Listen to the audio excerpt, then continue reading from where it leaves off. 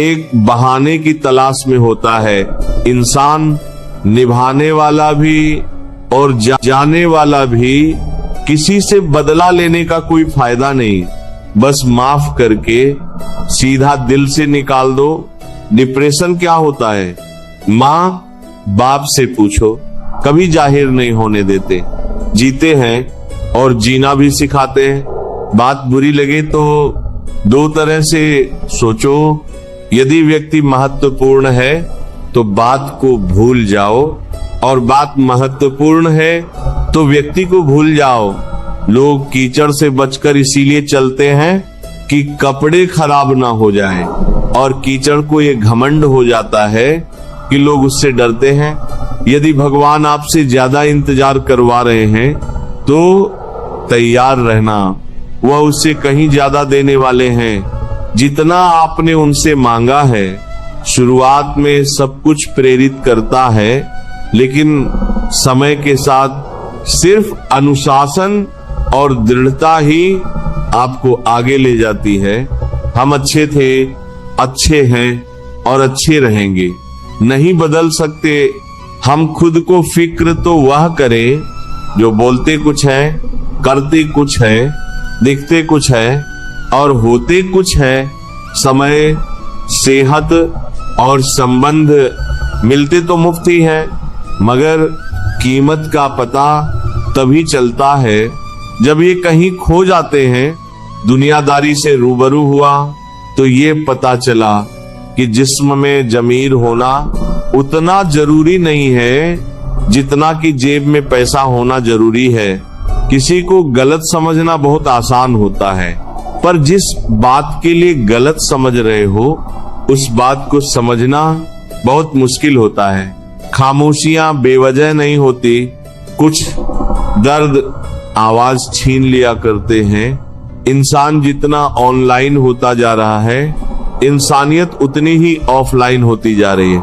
कभी कभी वही इंसान आपको रुला कर रख देता है जिसकी खुशी के लिए आप कुछ भी कर सकते हो। कोशिश सिर्फ इतनी सी है कि कोई हमसे नाराज ना हो। बाकी नजरअंदाज करने वालों से नजरें हम भी नहीं मिलाते। तेरे खुश रहने का मतलब ये नहीं कि जीवन में सब कुछ ठीक है। इसका मतलब ये है कि आपने अपने दुखों से ऊपर उठकर जीना सीख लिया है।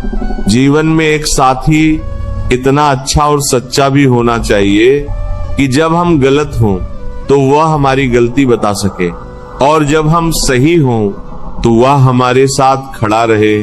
भोजन हो या प्रेम, यदि किसी को जरूरत से ज्यादा दे दो तो वह हमेशा अधूरा छोड़कर ही जाता है। जरूरी नहीं किसी की बद्दुआ ही आपको तबाह करे, किसी का सब्र भी आपको बर्बाद कर सकता है। कितना अधूरा लगता है तब जब बादल हो पर बारिश ना हो, जब जिंदगी हो पर प्यार ना हो, जब आंखें हो पर ख्वाब ना हो, और जब कोई अपना हो पर साथ ना हो। कुछ हासिल करने के लिए जरूरी नहीं कि दौड़ा जाए। बहुत सी चीजें ठहरने से भी प्राप्त हो जाती हैं, जैसे सुकून, शांति और परमात्मा। जब तक सांस है टकराव मिलता रहेगा, जब तक रिश्ते हैं घाव मिलता रहेगा। पीठ पीछे जो बोलते हैं उन्हें पीठ पीछे ही रहने दो। रास्ता सही है तो गैरों से भी लगाव मिलता रहेगा। एक बहुत ही सत्य तथ्य यह है कि जब हम किसी को अपने जीवन में बहुत अधिक महत्व देते हैं तो हम उसके जीवन में अपना मूल्य खो देते हैं। ताकतवर वो नहीं जो शरीर से मजबूत हो, ताकतवर वो है जो अपनी सोच से मजबूत हो, और यहीं से समझ और गहरी होती है। क्योंकि जीवन में सबसे खतरनाक चीज दुश्मन नहीं होता, बल्कि वो उम्मीद होती है जो हम गलत लोगों से लगा बैठते हैं। श्री कृष्ण कहते हैं, जिस दिन तुमने उम्मीदें कम कर दी उस दिन तुम्हारे दुख भी अपने आप कम हो जाएंगे। लोग तुम्हें तब तक ही समझते हैं जब तक तुम्हारी खामोशी उनके मतलब की होती है। जिस दिन तुम बदल जाते हो उसी दिन तुम्हें अहम कह दिया जाता है। पर सच यह है, अहम नहीं बढ़ता, बस सहन शक्ति खत्म हो जाती है। हर मुस्कान खुशी नहीं होती और हर चुप्पी कमजोरी नहीं होती। कुछ लोग अंदर से टूटते हैं लेकिन बाहर से बहुत मजबूत दिखते हैं। श्री कृष्ण कहते हैं, जो इंसान सब कुछ सहकर भी किसी को नीचा नहीं दिखाता, वही वास्तव में ऊंचा होता है। दुनिया तुम्हें तब तक आजमाती रहेगी जब तक तुम्हें खुद पर भरोसा नहीं हो जाता, और जिस दिन यह भरोसा आ गया उस दिन दुनिया की परीक्षा अपने आप खत्म हो जाती है। कई बार हम सही होते हैं फिर भी चुप रहते हैं क्योंकि हम रिश्ते बचाना चाहते हैं। पर याद रखना, हर चुप्पी रिश्ता नहीं बचाती, कुछ चुप्पियां खुद को खो देती हैं। श्री कृष्ण कहते हैं, जहां सम्मान खत्म हो जाए वहां प्रेम भी धीरे धीरे मरने लगता है। इंसान थकता शरीर से नहीं, वह थकता है बार बार खुद को साबित करते करते, बार बार समझाते समझाते और बार बार नजरअंदाज होते होते। कभी सबसे बड़ा समाधान कोई जवाब देना नहीं, बस चुपचाप खुद को दूर कर लेना होता है। यह दूरी नफरत से नहीं होती, यह दूरी आत्मसम्मान से होती है। श्री कृष्ण कहते हैं, जो तुम्हारी कीमत समझे उसे कभी समझाने की जरूरत नहीं पड़ती, और जो नहीं समझता उसे समझाना अपनी ऊर्जा बर्बाद करना है। जीवन में सब कुछ लौटकर नहीं आता, समय, भरोसा और सच्चे लोग एक बार चले जाएं तो फिर सिर्फ यादों में रहते हैं। इसलिए सीखो, जहां दिल भारी होने लगे वहां रुक जाना, जहां आत्मा थकने लगे वहां से लौट आना, क्योंकि हर जगह टिके रहना संघर्ष नहीं, कभी कभी सबसे बड़ी समझदारी होती है। और अब बात उस बिंदु पर पहुंचती है जहां इंसान बाहर से शांत दिखता है पर भीतर बहुत कुछ बदल चुका होता है। वह अब सवाल कम पूछता है क्योंकि जवाब उसे अपने अनुभवों से मिल चुके होते हैं। श्री कृष्ण कहते हैं, जिस व्यक्ति ने अकेले रहकर अपने मन की परतें खोल ली हो, उसे फिर किसी की राय डगमगा नहीं सकती। अब वो हर रिश्ते में अपनी पूरी आत्मा नहीं झोंक देता। अब वो जान गया होता है कि जहां संतुलन न हो वहां समर्पण भी बोझ बन जाता है। अकेले रहने ने उसे सिखा दिया होता है कि हर संदेश का जवाब देना जरूरी नहीं, हर बुलावे पर जाना जरूरी नहीं, और हर दूरी को नफरत समझना सबसे बड़ी भूल होती है। वह अब लोगों को छोड़ता नहीं, बस उन्हें वहीं रहने देता है जहां वे रहना चाहते हैं। श्री कृष्ण कहते हैं, जो चला जाना चाहता है उसे रोका नहीं जाता, और जो ठहरना चाहता है उसे साबित नहीं करना पड़ता। ये समझ आते ही मन के भीतर एक अजीब सी हल्कापन आ जाता है, जैसे कोई भारी पत्थर धीरे धीरे सीने से उतर गया हो। अब वह अकेलापन जो कभी डर लगता था वही सुकून बनने लगता है। वही मौन सबसे भरोसेमंद साथी बन जाता है। रातें अब खाली नहीं लगती, वे सोच से भर जाती हैं, और सोच अब डर नहीं देती बल्कि दिशा देने लगती है। श्री कृष्ण कहते हैं, जो इंसान अपने विचारों का मित्र बन जाए उसे किसी भीड़ की जरूरत नहीं पड़ती। अब वह दूसरों की खुशी देखकर जलता नहीं, क्योंकि वह जानता है हर किसी की यात्रा अलग होती है। वह तुलना नहीं करता, वह प्रतीक्षा करता है अपने सही समय की, और यही प्रतीक्षा उसे अधीर नहीं बनाती, उसे परिपक्व बनाती है।